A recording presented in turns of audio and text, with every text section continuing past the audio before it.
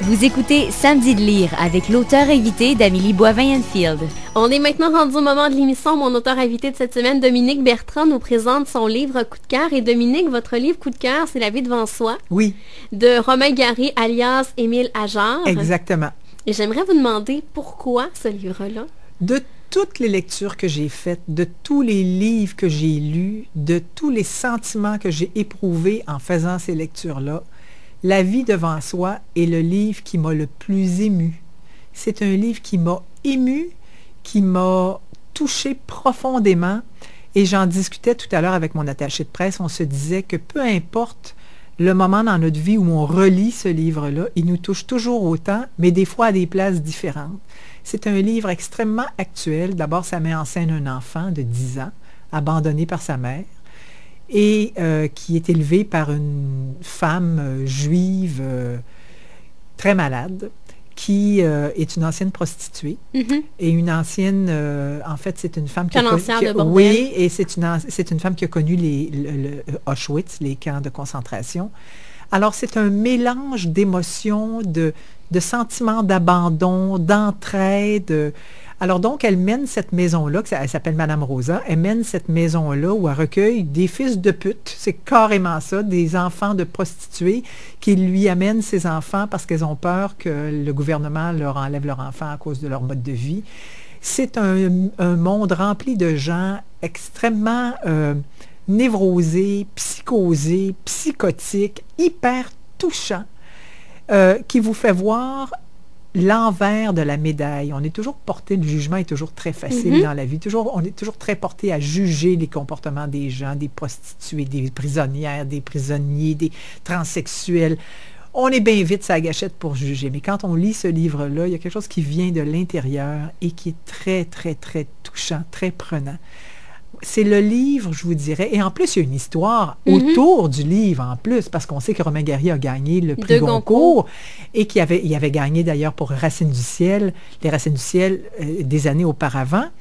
Alors, donc, en signant Émile Ajar, il s'est protégé, et il a gagné donc le Goncourt pour une deuxième fois, alors qu'on n'a pas le droit. Le même auteur ne peut pas gagner 2 fois.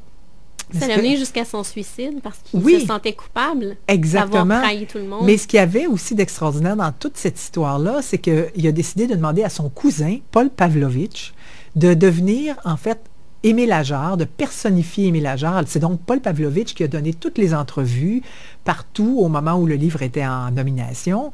Et quand quand Romain Gary est décédé, finalement, Paul Pavlovitch a sorti un livre qu'on ne trouve plus en librairie, malheureusement, et qui raconte tout le subterfuge. Ça s'appelle L'homme que l'on croyait. Je ne me souviens plus à quelle maison d'édition, mais il raconte cette histoire-là. Il raconte comment Romain Gary lui a demandé de servir de prête-nom, comment ça s'est passé, les discussions qu'ils ont eues, la culpabilité que Romain Gary a éprouvée par rapport à ça. Moi, j'avais lu le livre avec énormément d'intérêt. Alors oui, il y a un roman d'une qualité exceptionnelle. Et d'ailleurs, c'est très drôle parce que dans Le Figaro, à l'époque, il y avait un journaliste qui détestait Romain Gary et qui disait, Romain Gary, moi, je lui trouve pas un si grand talent, alors que si on regarde le grand talent d'Émile Ajar, sans savoir que c'était le même auteur, alors là, on est devant un tout autre talent. C'était très drôle, toute cette histoire-là. Ça avait vraiment donné lieu à un roman en soi, dans la vraie vie, par-dessus le roman d'Émile Ajar. Alors, ce livre-là, pour moi, c'est vraiment... Ça a été une découverte parce qu'il y a une qualité littéraire. C'est un enfant qui parle et qui joue avec les mots d'une manière enfantine, mais tellement brillante. C'est un livre qu'on lit, on est entre le sourire et les larmes tout le temps. Et cet enfant-là, on le prendrait. On voudrait l'avoir avec nous. On voudrait s'en faire ami. Et Madame Rosa, on a aussi une compassion et une admiration pour cette femme-là. On a fait un film d'ailleurs avec Simone Signoret qui jouait Madame Rosa. Une pièce de théâtre aussi. Pièce de théâtre aussi, effectivement. Mais c'est un grand, grand, grand roman. Si j'allais sur une île déserte et qu'on me disait quel est le roman, en fait, si j'avais 3 romans, ça serait celui-là, ça serait Belle du Seigneur, et ça serait, en tout cas dans mes goûts actuels, ça serait Rien ne s'oppose à la nuit de Vigent. Là, je ne me souviens plus de son prénom. Mais ça aussi, c'est un grand, grand roman.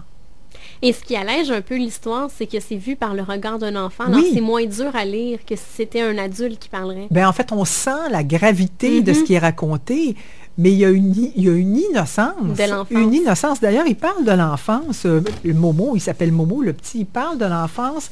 J'essaie de trouver... il dit, attendez un petit peu que je trouve ça, je pense que pour vivre, il faut s'y prendre très jeune parce qu'après, on perd toute sa valeur et personne ne vous fera de cadeau. Il y a des réflexions sur l'euthanasie, sur la mort, sur la santé, sur le bonheur. Il parle du bonheur comme on parle de la drogue un peu finalement. Il est confronté à un univers extrêmement malsain, mais sa naïveté et sa candeur le sauvent. C'est un roman très, et même encore d'actualité. Ah, totalement. Totalement. On parle de tout, puis encore plus même maintenant, parce que c'est un petit musulman qui vit à Paris. Avec la charte. Exactement. Oui, puis avec tout ce qui se passe à Paris aussi.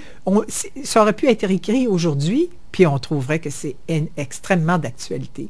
Mais c'est un grand roman, vraiment, un grand roman. Plus grand que Gros câlin qui avait été écrit d'abord et qui avait attiré l'attention quand même des critiques littéraires, mais jamais comme La vie devant soi. Mais ce roman-là, pour moi, c'est un chef-d'œuvre. Oui. Et Dominique, vous vouliez nous lire un extrait de La vie devant soi? Absolument. Il dit ici, « Je ne comprendrai jamais pourquoi l'avortement s'est autorisé pour les jeunes et pas pour les vieux. Moi, je trouve que le type en Amérique qui a battu le record du monde comme légume, là, il fait allusion à quelqu'un qui est resté 17 ans dans un état végétatif, il dit donc qui a battu le record du monde comme légume, c'est encore pire parce que encore pire que Jésus, parce qu'il est resté sur sa croix 17 ans et des poussières.